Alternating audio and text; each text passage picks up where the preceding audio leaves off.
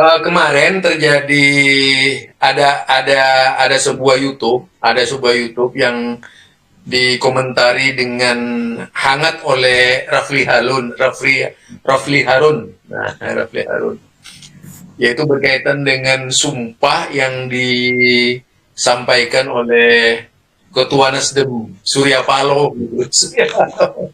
Itu sumpahnya pakai nama Allah. Ini, ya Allah, kalau saya misalnya berdusta, kemudian kami mendapat kemenangan, kemudian berdusta,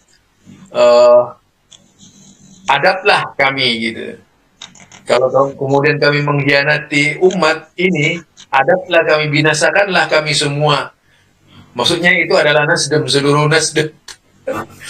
Nah, dari komentarnya kemarin itu, Surya Paloh. Terima kasih sama itu si Sofia. Oh iya iya. Nggak cocok. Ya, dari Surya Paloh itu kemudian artinya menurut Rafli Harun, Surya Paloh ini berani banget gitu, karena tidak pernah terjadi dalam dunia politik seperti itu. Nah, kalau menurut Pak Kiai bagaimana itu sumpahnya Surya Paloh itu, Pak Kiai? Oh iya iya. Baik baik. Pada apa pekerja, kalau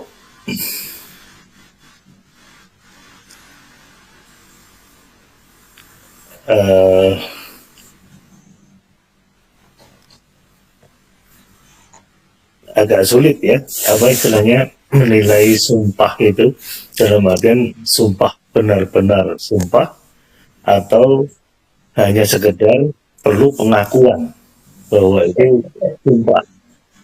Nah, jadi kalau dia bersumpah dan istilahnya ada saksinya, ada yang menguatkan, ya insya Allah benar, dalam artian dia bersumpah yang sungguh-sungguh ya. Bahwa betul-betul seakan seperti nazar ya nantinya. Ya, syarat itu terpenuhi atau tidak, karena juga sumpah yang hanya untuk sekedar tameng atau menghindar kan itu, atau dianggap sesuatu yang baik, Atau sumpah politik begitu, Pak Kiai? ya sumpah-sumpah, maaf ya, sumpah-sumpah pejabat yang seakan-akan dia itu idealis dari sumpahnya itu, bahkan dengan nama Allah juga, tapi akhirnya dia tidak menepati sumpahnya. Itu juga banyak terjadi masalahnya. Kemudian mengatasnamakan Tuhan ini juga perlu dikoreksi di Indonesia ini, karena setiap undang-undang atau peraturan pemerintah selalu menuliskan dengan nama Tuhan yang Maha Kuasa. Nah, kalau sudah menyatakan seperti itu, harusnya isi undang-undangnya itu benar, bukan sesuatu yang salah. Misalnya kalau undang-undang untuk mengatur miras, mengatakan dengan nama Tuhan yang Maha Kuasa, kami menelurkan undang-undang tentang boleh beredar miras. Nah, itu kesalahan fatal yang harusnya tidak boleh seperti itu. Karena apakah Allah itu atau Tuhan itu membolehkan miras untuk umatnya? Semua agama tidak ada yang membolehkan. Tapi kenapa kita berani mengatakan dengan nama Tuhan miras boleh beredar? Nah itu kan kemudian ini, ternyata ya, saya rasa salah satu azabnya ya dari seperti itu. Ketika membuat undang-undang peraturan mengatakan dengan nama Tuhan yang Maha Kuasa, tapi isinya maksiat, isinya menzalimi rakyat, akhirnya rusak semuanya.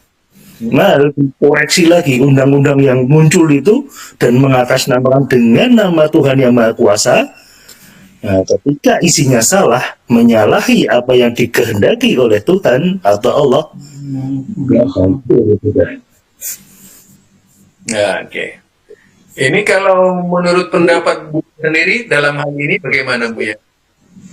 Tentang sumpah yang disampaikan oleh Pak Surya Paloh dari sisi agama, dari sisi syariah, dari kacamata syariah.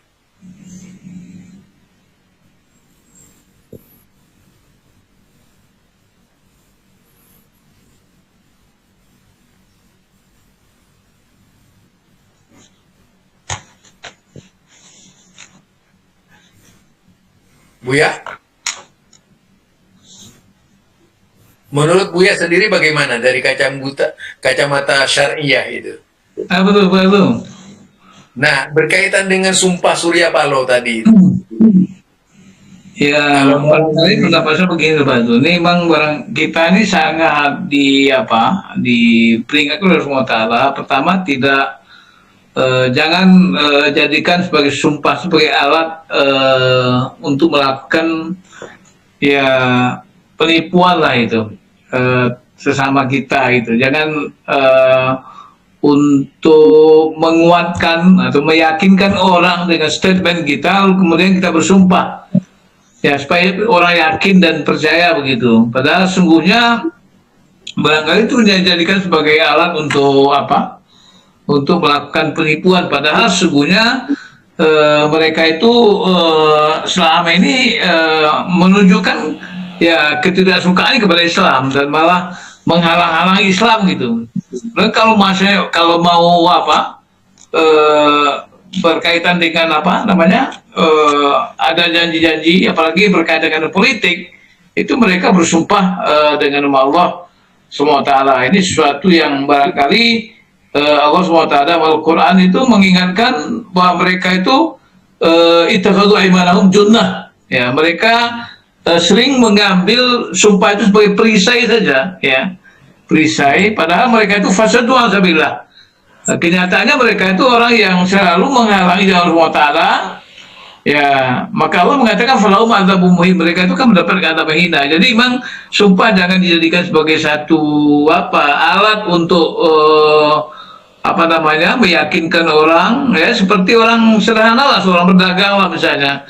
Ya, katakanlah misalnya dia ingin mendapatkan keuntungan dan meyakinkan orang dengan harga yang dia tawarkan. Lalu dia katakan ini demi Allah ini harganya modalnya aja nggak nyampe nih gitu. Padahal dia udah untung ya. Ini sesuatu yang barangkali sangat dilarang gitu. Jadi baik itu dalam soal ekonomi jual beli, dalam soal politik, dalam pergaulan, jangan kita mempermudah sumpah gitu. Karena sumpah itu sesuatu yang kemudian kalau kita tidak laksanakan, dia itu harus pertobatannya dengan kafarat. Orang tidak bisa astagfirullah aja, harus dibayar kafaratnya kepada sumpah itu harus dibayar gitu. Jadi secara syar'i sebetulnya kita harus berhati-hati. Ya, dalam Islam kita diajarkan agar kita bersumpah itu pada hal-hal yang penting gitu. Jangan hal yang penting misalnya yang kemudian kita berusaha untuk untuk menjaga melihara sumpah itu. Jangan kita bermain-main dengan sumpah kita. Kita jual sumpah dan janji itu kan harga yang sedikit gitu. Jadi misalnya sumpah jabatan misalnya itu kan luar biasa, itu penting itu. Nah, cuma sekarang dalam pelaksanaannya kadang-kadang kan begini, ada semacam formalitasnya Al-Quran ditaruh di atas kepala, itu juga tidak ada sunnah juga ya. Cuman karena ini seperti sebuah seremonial, kemudian sumpah Quran ditaruh di atas kepala, mestinya Quran itu kan jangan ditaruh di atas kepala, dimasukkan ke kepala itu. Tapi karena dia taruh ke kepala, tinggal sumpah, kemudian pelaksanaannya beda kan, karena tidak sesuai dengan Al-Quran. Jadi menurut saya, apalagi sumpah jabatan itu kan, kemudian berjanji demi Allah SWT tidak akan melakukan ini, tidak akan memberi, tidak akan menerima karena jabatannya itu dan sebagainya. Tapi kalau ini dijadikan hanya sebagai sebuah seremonial, tidak dengan maksud untuk memenuhi sumpahnya, apalagi setelah mendapat jabatan kemudian melakukan korupsi dan hal-hal yang merugikan negara dan masyarakat, maka itu luar biasa tuh. Tidak saja dosa yang bermasyarakat, tapi dia juga berdosa kepada Allah Ta'ala. Lalu kapan dia membayar kafarat itu? Ya, maka kafarat itu sebetulnya di bahasa kita kan jadi keparat, Pak. Kafarat itu menjadi keparat gitu. Jadi orang tuh jadi akhirnya jadi manusia-manusia keparat gitu. Jadi ini sekitar sumpah, kita bukan apa ya, jangan bermain-main dengan sumpah lah. Kalau kita orang Islam, kita bersumpah demi Allah, wallah wallah tallah. Nah, seperti yang pernah saya sampaikan juga, kita tidak boleh bersumpah misalnya dengan selain Allah. Allah bisa bersumpah dengan makhluknya, ya.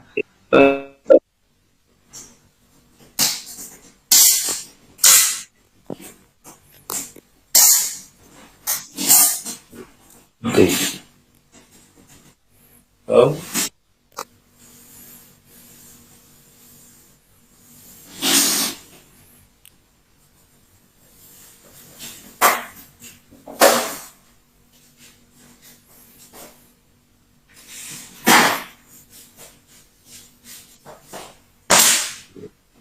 Mati ya. Iya, iya. Buya mati, Buya.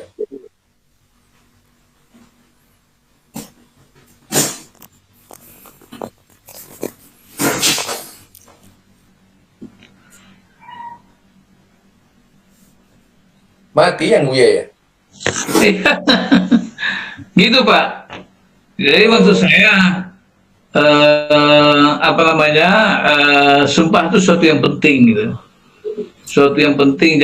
Jadi kita jangan suka bersumpah untuk hal-hal yang tidak penting. Begitu juga kita tidak boleh bersumpah dengan selain Allah. Jadi wallah, ya demi Allah. Nggak boleh kita buat demi Allah, demi Rasulnya, nggak ada itu. Yang ada itu cuma demi Allah, wallah, wallah, tallah gitu. Jadi artinya begini, saya ingin katakan bersumpah, misalnya Allah tuh boleh bersumpah misalnya wasama wa tariq wal laili wa duha wal asri, itu Allah itu boleh Allah bersumpah. Allah bersumpah makhluknya. Kemudian barangkali ini sebagai petunjuk bahwa makhluk yang Allah jadikan bersumpah itu sesuatu yang penting, misalnya wal asri demi waktu, ya, karena waktu itu sesuatu yang penting, maka Allah bersumpah dengan waktu. Nah itu contoh. Jadi oleh karena itu sumpah, inti dari pandangan saya adalah bersumpah itu untuk hal-hal yang penting, dan jangan jadikan sumpah itu sebagai perisai, sebagai kamuflase, sebagai alat untuk menipu gitu. Itu aja. Siapa aja lah sumpah bidang apa, di politik, ekonomi, apa saja, maka itu sesuatu yang perlu difahami. Demikian. Kalau sumpah kenegaraan itu, Buya, Gimana? kalau sumpah kenegaraan,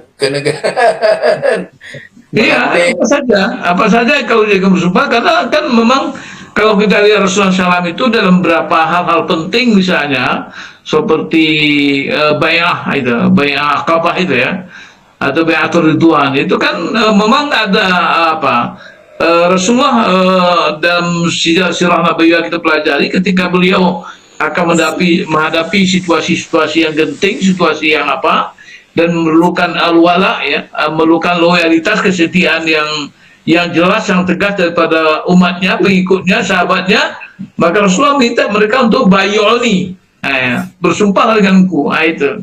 Jadi boleh itu, sebetulnya ada sunnahnya, ya, untuk menghadapi hal yang penting, bay'uni ala tusyriku dan seterusnya itu. Itu Pak. ya.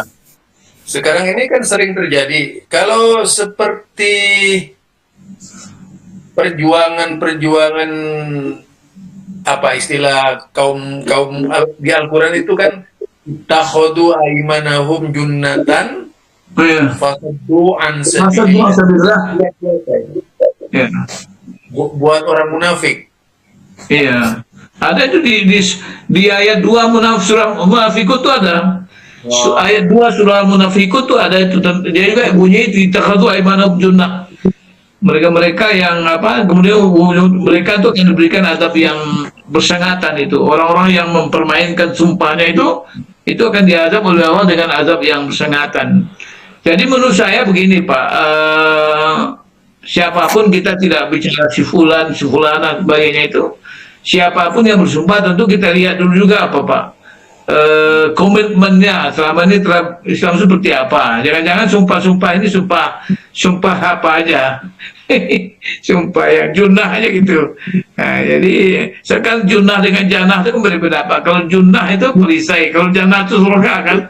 Nah, junah itu kan yang di apa, yang di apa namanya, yang ditutup gitu kan. Junah janah itu kan gelap gitu, tapi kan junah itu untuk menutup, ada sesuatu yang ditutup. Biasanya orang bersumpah itu ada sesuatu yang ditutupnya, mungkin menutup kebohongan, menutup rencana jahatnya dan sebagainya. Tapi juga ada sumpah itu yang betul-betul sumpah yang benar gitu. Jadi kita jangan nutup kesempatan, ya bisa saja. Sumpah itu bagaimana, Bu ya? Sunnahnya sumpah itu bagaimana? Apa? Sunnahnya sumpah. Ya, kalau sunnahnya sumpah itu ya artinya pertama dulu kita harus bersumpah dengan Allah saja misalnya. Seperti kan kalimat tadi wallah, wallah, tallah. Ya. Dan kita bersumpah pada hal-hal yang penting ya, itu yang sangat prinsip. Jadi tidak bersumpah dalam hal-hal yang apa, dalam hal-hal yang ringan misalnya. Jangan mempermudah-mudah sumpah karena ini kita melibatkan Allah. Akan membuat serta nama Allah SWT. Dan kemudian ketiga yang harus dipahami adalah bahwa sumpah itu akan menimbulkan dampak ya, akan bagi orang yang tidak memenuhi sumpahnya atau menepati sumpahnya, orang itu akan mendapatkan azab yang pedih. Dan juga di dunia ini secara syar'i mereka harus membayar kafarat gitu. Jadi ini sunnahnya. Jadi ini kita nanti barangkali perlu ada kajian sumpah secara spesifik gitu ya. Oke, ya. Yang menarik sebetulnya kafaratnya itu, Ustaz. Nah, jadi mungkin banyak orang tidak paham Bu ya, sumpah dan nadar itu harus seperti apa. Karena kalau dulu masa Masyumi ya, terus ada yang puasa, ada yang membayar makan ke orang-orang fakir gitu. Apakah itu salah satu bentuk kafaratnya? Membebaskan budak juga ya gitu.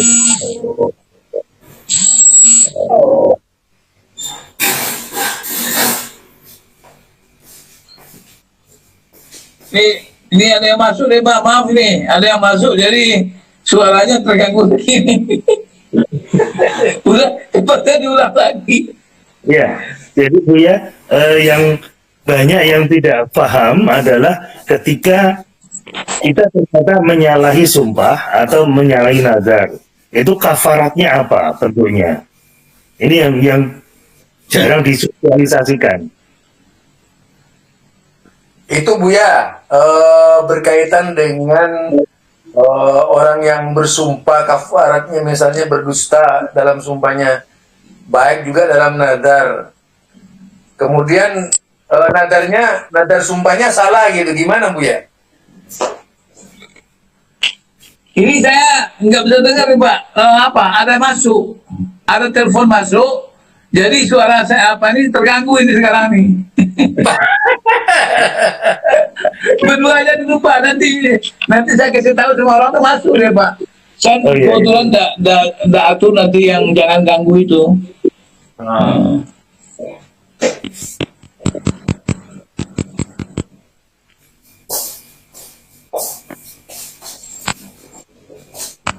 Oh iya, itu yang tadi kalau dipahami dari apa yang disampaikan oleh Bu ya, itu kira-kira tadi yang diungkapkan oleh Pak Kiai apa itu tadi? Jadi yang jarang disosialisasikan itu adalah kafaratnya tadi Bu ya.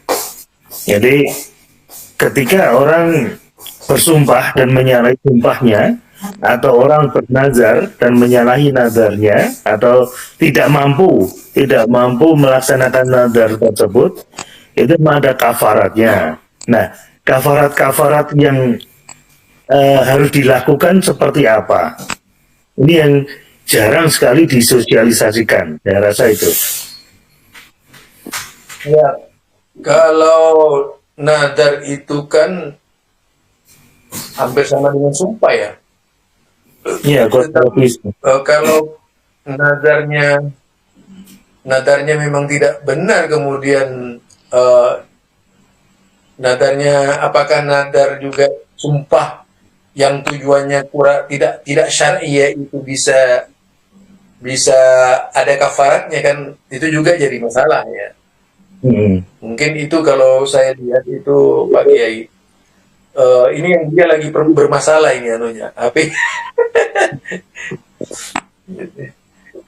Jadi menurut saya nadar itu sendiri baru bisa dibayar oleh seseorang kalau nadarnya itu sesuai dengan syariat. Tapi kalau nadarnya itu di luar syariat, tentu saja kafaratnya tidak juga jatuh kepada orang tersebut gitu. Misalnya nadar seperti yang dilukiskan oleh Imam Asy-Syatibi dalam kitabnya, kalau nanti saya berhasil, saya akan berdiri seterusnya di matahari, di bawah panas matahari. Ini kan dari sisi nadar seperti ini tidak ada tuntunannya dari syariat. Kalau mungkin nadar berpuasa kemudian tidak dilaksanakan, kafaratnya apa gitu, dan berpuasa kan harus berpuasa lagi gitu. Artinya dengan minta ampun kepada Allah saja jika tidak bisa melaksanakan puasanya. Bukan, maksudnya pernah saya itu dapat kajian waktu itu. Tapi ini menceritakan waktu itu zaman Masyumi. Jadi tokoh-tokoh Masyumi ketika itu ada nadar istilahnya bagi mereka tidak mungkin lagi yang gitu untuk melaksanakan nadar tersebut. Akhirnya ada yang membayarnya dengan puasa. Kemudian ada yang membayarnya kafarat itu dengan memberi makan pada fakir miskin. Nah, kalau tidak keliru, satu lagi itu apakah salah satunya membebaskan budak? Puasa 3 hari, Pak. Sumpah dan nadar itu. Anunya dihidupin dia. Lah, silakan Buya. Iya tuh, artinya kafarat itu kan memerdekakan budak, memberi makan 10 orang miskin, atau puasa 3 hari gitu Pak. Oh iya. Puasa 3 hari itu apa namanya kafarat itu. Cuman ya kafarat untuk apa itu Buya? Kafarat itu kan semacam apa? Kafarat itu semacam denda. Kafaratnya untuk sumpah yang bagaimana? Ya kan penutup ya, kafarah itu kan artinya penutup Pak. Jadi menutup sumpah itu, untuk menutupnya supaya sumpah itu tidak, artinya bagi orang yang sudah bayar kafarat, dia tidak lagi dibebani oleh dosa kafaratnya itu, pelanggaran sumpahnya itu. Ya. Bedanya sumpah dengan nadar itu apa Buya? Nadar itu kan dikaitkan dengan apa Pak? Kalau misalnya begini, kita ini misalnya kalau saya lulus nanti ujian ini, atau saya terima jadi pegawai misalnya, saya puasa 1 bulan berturut-turut misalnya, kan itu nadar namanya itu. Dan kemudian nadar itu dalam perkembangannya kan Rasulullah tidak menganjurkan nadar, karena nadar itu mewajibkan hal yang sunat gitu. Tidak boleh memberati diri kita dengan mewajibkan hal yang sunat itu. Tapi bagaimanapun dalam surah Al-Insan itu juga dikatakan yang orang-orang abror itulah yufuna bin nadri wa yakfuna kana yauman kana syarru mustatila. Jadi memang yang sudah terlanjur bernazar harus dia sempurnakan nazarnya, tapi tidak dianjurkan untuk bernazar. Karena nazar itu juga termasuk seperti kita ini mau bertawar-menawar dengan Allah gitu. Ya saya kalau saya lulus nanti saya berhasil nanti saya akan infak ya. Berarti infak itu karena bukan karena Allah Taala, ya. Jadi itu juga nggak dianjurkan. Jadi kita jangan bernegosiasi lah dengan Allah. Allah jangan ditawar-tawar lah gitu. Wah, nanti kalau saya begini saya, jadi kalau anda nggak berhasil dan susah gimana? Apakah nggak infak? Apa anda nggak beribadah kan begitu? Jadi bang itu nazar bedanya dengan supaya. Tapi kalau sekedar niat saja kita berniat untuk sesuatu buat kebaikan tapi tidak dinazarkan, ya misalnya kita mendapatkan satu proyek, katakanlah proyek yang benar ini, bukan proyek yang haram ya, bukan proyek yang lalu kemudian kita dapat ya, kita bersedekah, kita memberikan tanda syukur kita, ya boleh. Tapi kalau itu dinazarkan, artinya menjadikan sesuatu yang sunat menjadi wajib, itu membebani diri kita. Padahal Allah menghendaki yang mudah, bukan menghendaki yang sulit gitu. Itu gila Pak. Oke. Gimana Pak? Ya kalau sekarang misalnya nazar, ya oke lah. Nazar itu kan dalam sebuah hadis disebutkan biasa dilakukan orang yang pelit gitu ya. Iya. Orang yang pelit. Kalau tidak berhasil nggak mau sholat, tapi masih diizinkan nazar itu paling tidak. Nah kemudian orang yang ingin nazar berpuasa, anaknya berhasil nazar berpuasa misalnya nazar itu tidak dilaksanakan, kafaratnya apa Bu ya?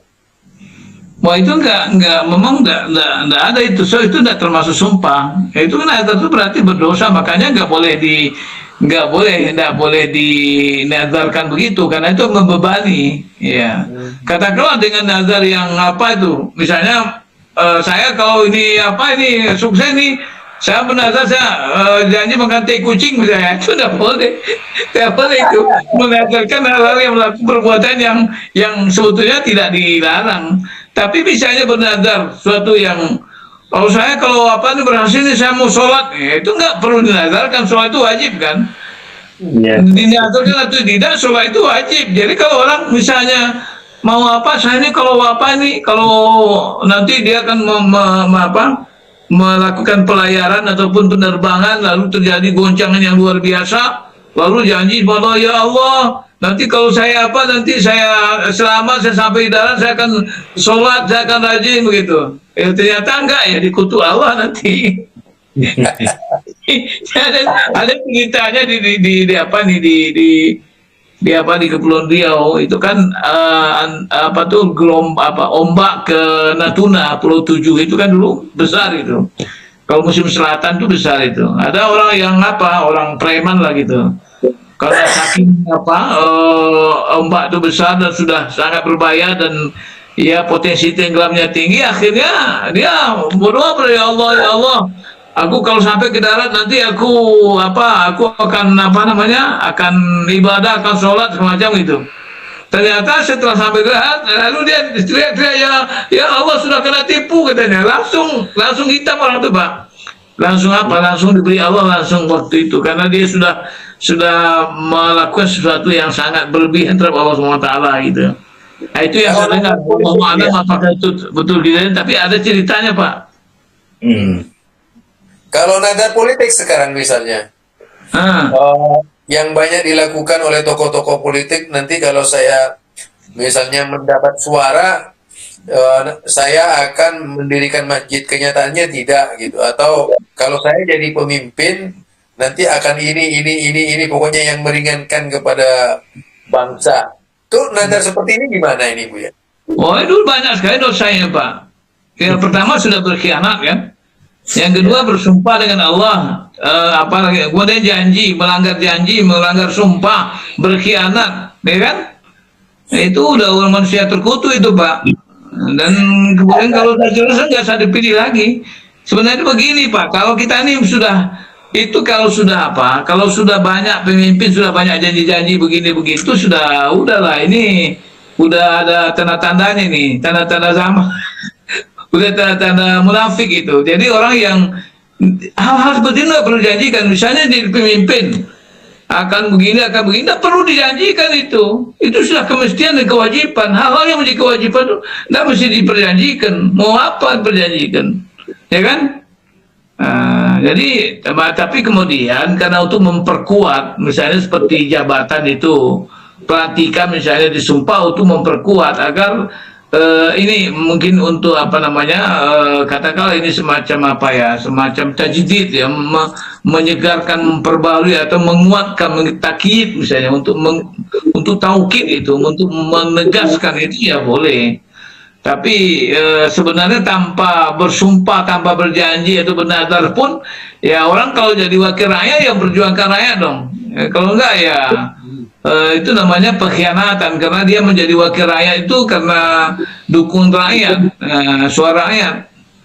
Ya gitu Pak. Jadi oleh karena itu memang nampaknya ini perlu, kalau menurut saya persoalan sekarang ini persoalan apa? Ketika orang tidak takut melanggar sumpah itu kenapa gitu? Jadi bukan sumpahnya masalahnya ini, karena energi atau power untuk menjaga sumpah itu nggak ada. Powernya tak iman. Orang kalau tidak beriman, tidak yakin dengan akhirat, merasa tidak punya dosa, ya udah, ya mereka kan apa? Oleh karena itu sebetulnya yang perlu adalah penguatan iman, penguatan akidah. Kalau iman sudah kuat, orang ya jangankan bersumpah, janji sekecil apapun janjinya itu apa? Saya kadang-kadang berpikir begini juga Pak, ini satu hal yang kadang-kadang kita rasa tidak berdosa. Misalnya ada sesuatu yang kemunafikan yang kita rencanakan, misalnya contoh Pak, misalnya begini, kita menganggap itu hal biasa. Misalnya begini, kita mungkin mengadakan rapat ini, rapat itu kita rencanakan misalnya mulai jam 8 atau jam 9 lah, tapi kemudian kita buat jam 8. Ini maksudnya apa? Supaya nanti kita kan boleh jam 9, supaya dibuat jam 8 agar orang datang duluan gitu. Jadi ini sudah diprediksi orang tidak akan tepat waktu. Kemudian dibuat waktunya yang sudah memang disiapkan untuk dilanggar gitu. Sementara ada orang yang disiplin, kemudian dia dizolimin. Kenapa? Karena dia untuk tepat waktu harus meninggalkan pekerjaan yang penting. Secara moral, secara apa dia apa, menderita kerugian atau material. Ya, kemudian orang yang misalnya yang datang terlambat tidak, jadi akhirnya yang dapat punishment itu orang disiplin. Mereka yang dapat sanksi, yang dapat risiko. Sementara yang tidak punya, yang tidak disiplin itu merasa enjoy saja, merasa biasa saja. Ini namanya menurut saya ini kemunafikan dan kebohongan yang direncanakan. Sebetulnya itu nggak boleh ya. Jam 7, terlambat ya terlambat gitu aja, tak apa-apa. Tapi kemudian kalau dia terlambat dengan suatu alasan tertentu kan kenapa tidak kan? Seperti burung hurhut juga terlambat waktu datang ke Nabi Sulaiman kan dengan alasan yang jelas kan, kemudian diterima oleh Nabi Sulaiman kan begitu. Jadi jangan kemudian orang direncanakan, dibiarkan untuk melakukan kebohongan-kebohongan gitu Pak. Itu satu contoh ya. Ini perilaku attitude kita yang kemudian tidak sesuai dengan nilai-nilai akidah, prinsip ya. Padahal itu masalah usul ya. Itu menyangkut masalah kemunafikan itu. Dosa besar itu Pak. Iya kira-kira gitu Pak. Kalau Jadi kita agak keras sedikit apa-apa Pak. Karena kita cuma bertiga aja kan. Soalnya kalau dipublish baru dengar orang nanti kan. ya kalau dipublish ini Bu ya, nyaring gitu, nyaring. Iya apa-apa, biar didengar orang lah. Kalau publik buat apa kita cita-cita begini kan? Iya. Iya. Saya setuju tuh Bu ya. Jadi memang ketika kita mulai melakukan kemunafikan yang direncanakan, ya kita memang jadi orang munafik semua. Dan saya rasa dari saya dulu masih remaja ya, masih SMA dulu pun juga begitu. Seakan-akan diajari, udah dimajukan 1 jam supaya yang terlambat ya tidak gitu. Itu memang sudah sejak dulu. Itu Pak, seperti sumpah itu Pak gitu juga. Dia sudah apa? Dalam kepalaan sudah ada misalnya rencana-rencana, katakanlah kalau kita bahasa agak kasarnya rencana jahat lah ya. Rencana untuk korupsi macam-macam, tapi kemudian dia bersumpah, coba Pak, bayangkan itu. Dan kita sebetulnya kan ada apa? Kalau kita mendengarkan sumpah itu kan suatu hal yang luar biasa Pak. Oh demi Allah, saya tidak akan menerima, saya tidak akan memberikan sesuatu karena jabatan ini dan macam-macam kan gitu Pak. Iya, Nah, iya, tetapi iya. kemudian kalau dalam otaknya, dalam fikir itu sudah ada rencana-rencana untuk melakukan hal seperti itu kan sebetulnya sudah apa namanya, sudah siap untuk sudah melakukan apa? Pelanggaran sumpah dan melanggar janji. Maka sungguhnya kalau misalnya mau dilanggar ya tidak usah sumpah aja. Ya sumpah dosanya cuma satu, dosa dosa apa melakukan pengkhianatannya. Nah, kemudian tidak ada. Jadi ini dosanya udah dosa macam-macam ini sudah berkumpul nih, dosa melanggar sumpah, melanggar janji, berkhianat, dosa melakukan apa katakanlah mengambil ya mencuri harta negara, apa namanya dan sebagainya itu kan itu sudah banyak sekali dosanya Pak. Ya, jadi banyak itu dosa yang apa namanya apa bukan multi level gitu. Dosa yang sudah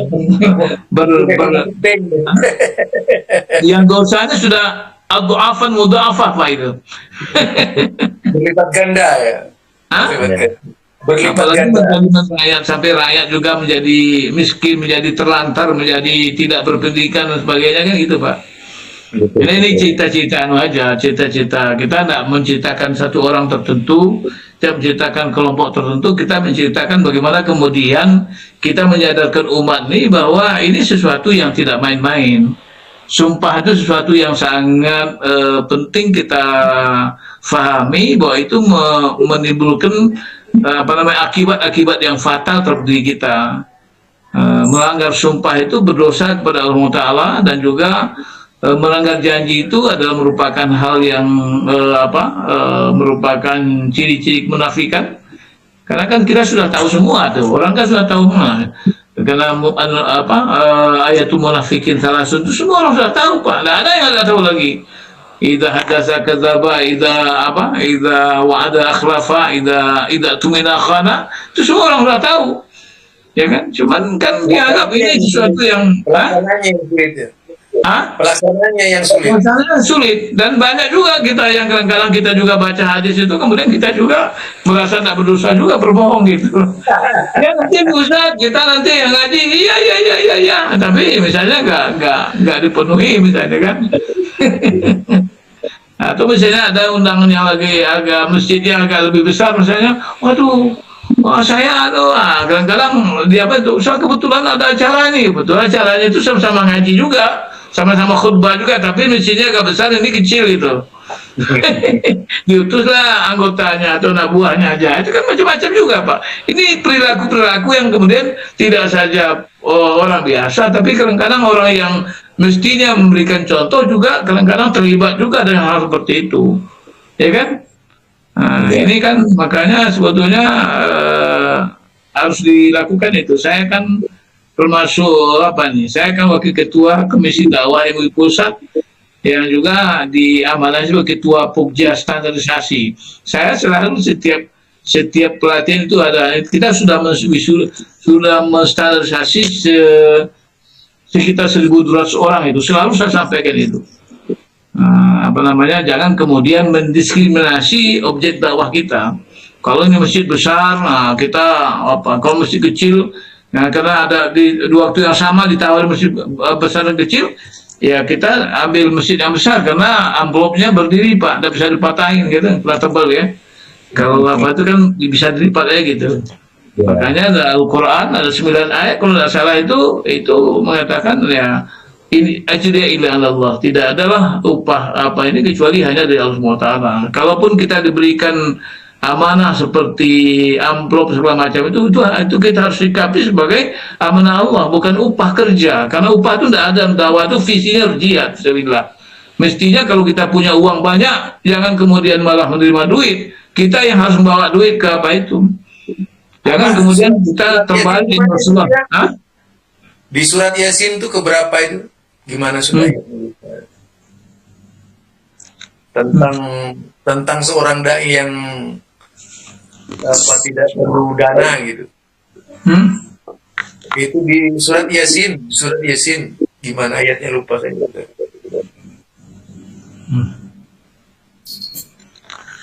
Ya nanti di mobilnya di anu juga nanti ada juga nih Pak. Cita kita udah berkeliling ini. Tapi insya Allah semua ini dengan tujuan baik lah. Iya, iya. Ada tujuan untuk misalnya apa namanya menstigmakan negatif enggak, cuman kita sebagai mubalik ya memang harus hati-hati ya. Kita nggak boleh munafik juga bahwa kita ini juga butuh mobilitas Pak. Mobil dan isi tas itu penting karena berdakwah tanpa mobilitas juga nggak bisa. Tapi jangan kemudian tabligh atau dakwah kita jadi visinya berbasis ekonomi ya. Profesional bukan dalam pengertian ada upah ada kerja, bukan begitu. Ada kerja ada upah, bukan itu yang profesional dalam bidang dakwah. Ya kita profesional artinya kita melakukan kegiatan dakwah itu dengan keilmuan, dengan perencanaan, dengan strategi. Itu profesional namanya. Nah, bukan profesional dalam pengertian apa? Karena bagaimanapun ini adalah bukan kegiatan yang bukan apa? Ini nirlaba ini. Sesuatu yang dalam bahasa sosialnya filantropi, harus kita anggap sebagai filantropi. Bahwa kemudian nanti kita dapat rezeki dari Allah Taala, ya itu sesuatu yang apa yang kita syukuri. Tapi kemudian kalau memang kita tidak bergerak, contohnya tadi Pak, saya ini misalnya tadi, kalau kita cita-cita Allah itu sudah atur Pak. Saya mestinya apa karena salah lihat itu, ternyata saya khutbah di Nurul Haq itu belum 7 Pak. Padahal pagi-paginya saya ditelepon oleh ketua pengurus saya di Al-Sunnah, saya di sisi dakwah salah yang wajib menggantikan, mewajib karena ada khatib yang nggak datang, saya punya wajib mengatasinya. Tapi karena sesudah janji saya lupanya salah tanggal Pak. Dan saya berpikir barangkali mungkin dari apa khatib yang menggantikan di sana itu mungkin Allah sudah atur rezekinya, mungkin ya dia mungkin lebih berhak, lebih penting, atau ada sesuatu yang lebih penting mau disampaikannya. Jadi kita harus husnuzon terus Pak, jangan kemudian kita kayak wah ini bagaimana ya. Ya, sudah 50.000 tahun yang lalu apa sebelum langit dan bumi diciptakan itu Buya. Apa ya? Nasibnya Buya tadi. Ya. Iya Pak. Jadi itu Pak Haris. Jadi ini kita cerita-cerita aja nih Pak Haris. Apa namanya? Tapi sebetulnya kan kaidah ini harusnya disokong oleh Baitul Mal. Betul karena Pak. Ada termasuk yang wajib untuk diberikan dari zakat mal yang ada yang dikumpulkan. Iya. Nah, ini yang saya rasa belum berlaku ya Pak. Istilahnya mekanisme ini belum jalan. Iya, itu menurut saya Pak, ada pemahaman yang masih perlu kita sempurnakan tentang asnaf Pak. Itu dalam surah Taubah 60 itu kan inna masalakatul fuqara wal masakin gitu. Nah, banyak buku-buku fikih saya lihat itu mencampur adukan antara fakir dan miskin. Fakir itu dianggap yang paling rendah kemampuannya untuk mencukupi kebutuhannya, dan kemudian miskin taruhlah 50% ke atas itu. Artinya nah padahal kalau kita baca Al-Qur'an katakanlah misalnya dalam surah apa itu Al-Baqarah 273 yang bunyinya lil fuqara alladziina ursulu bismillah. Itu fuqara yang dimaksud itu adalah fuqara itu alladziina ursulu bismillah, orang yang dikhususkan, yang diberikan tanggung jawab khusus dari Allah Subhanahu wa taala, la yastati'una darban fil ardh, mereka sehingga mereka tidak lagi bisa berusaha di permukaan bumi.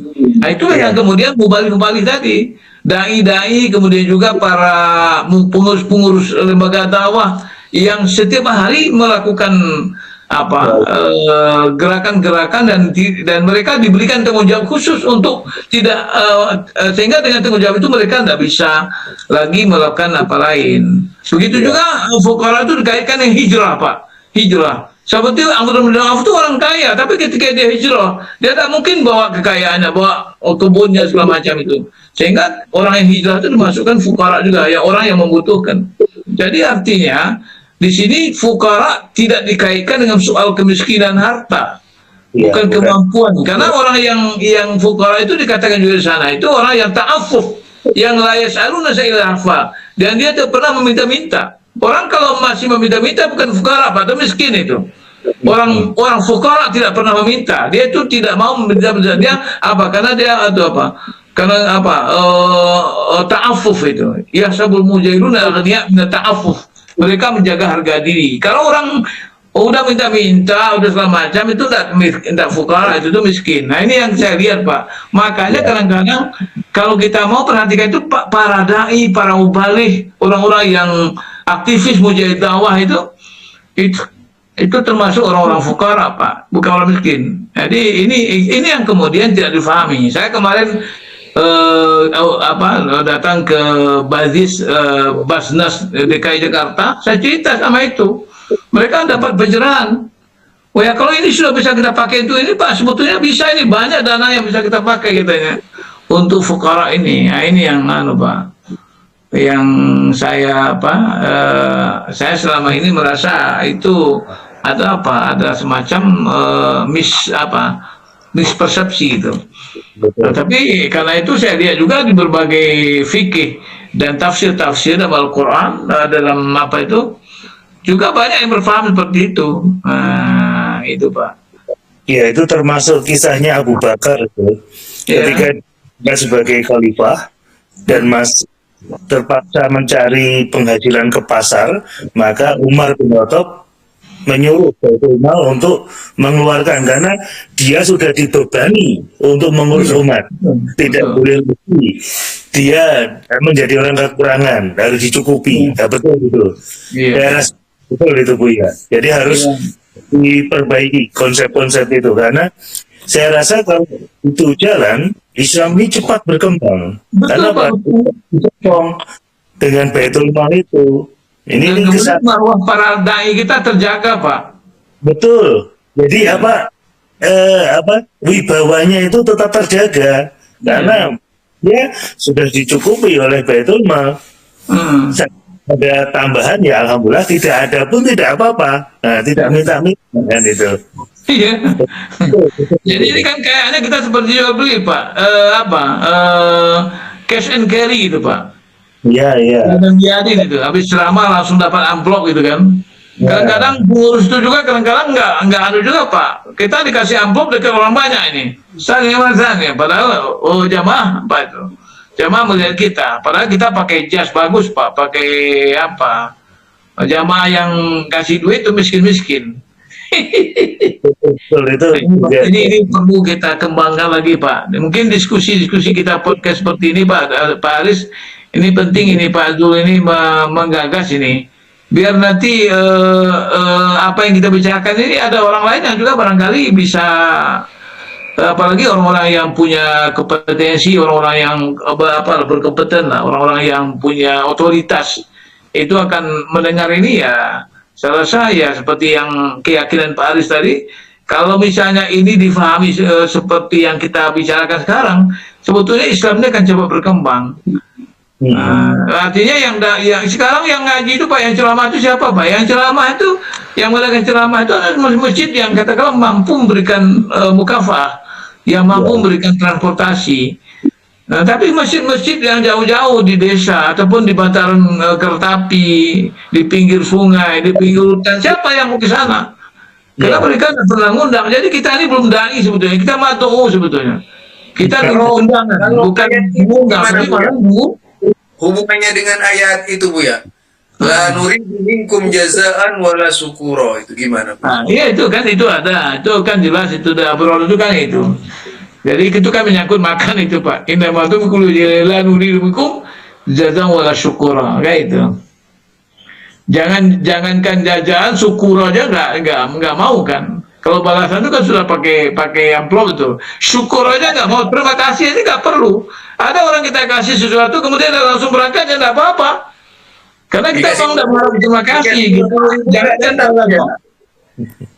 begitu dikasih 50.000 besok laginya diundang nggak datang. Nah, itu Pak masalahnya. Karena itu dianggap upah. Karena itu dianggap upah, honor gitu. Masa segini saya dari jauh-jauh datang ya? Iya. Ya, ini jadi memang perlu apa? Jadi seperti yang sampaikan Pak Aris tadi, perlu ada semacam baitul mal ya, baitul mal hadis itu apa? Kalau di Muhammadiyah kan ada lesmunya, ada kalau di negara kan ada basarnasnya, basnas apa basnas ya. Ini memang nampaknya belum belum di apa itu. Mestinya seperti Jakarta misalnya, Bazis itu misalnya mengangkat 100 orang mubalik yang setiap hari diberikan apalah, setiap bulan katakanlah 5 juta, baru 500 juta Pak, 500 juta, itu gerakannya luar biasa itu. 100 orang ya dengan mukafaah UMR misalnya 4,9 5 juta, itu dia bisa dengan pergi ke mana-mana ke melaksanakan tugas dakwahnya. Iya. Kan luar biasa Pak yang apa itu. Sekarang basis basnas itu sekarang sudah bagus juga, soal apa miskin dia sudah laksanakan itu dengan semua SBM deh Pak. Di Jakarta itu semua bisa makan gitu. Sehari itu berapa? 13.000 porsi itu. Luar biasa tuh Pak sekarang di apa itu. Jadi artinya jangan sampai ada orang tidak makan gitu. Jadi ada SBM. Jadi nanti ditunjuknya beberapa rumah makan di setiap daerah itu ada sekitar 1.500 rumah makan, sedangkan kelurahan itu ada 500. Jadi itu untuk sana itu hanya membawa apa semacam menunjukkan kupon, kemudian sana sudah ada barcode-nya oleh Bapak itu, kemudian itu yang berurusan nanti cuman Bazis. Saya pikir saya sudah usulkan kalau itu sudah oke, bagus, saya respon positif. Cuman ini mubalik ini perlu difikirkan bagaimana kemudian orang semua bisa dapat dakwah gitu. Tidak hanya SBM, SBD semua bisa dapat dakwah itu, dapat pencerahan gitu. Jadi jangan makan fisik aja, tapi juga makanan rohani gitu. Oke. Nah, ini kita cukup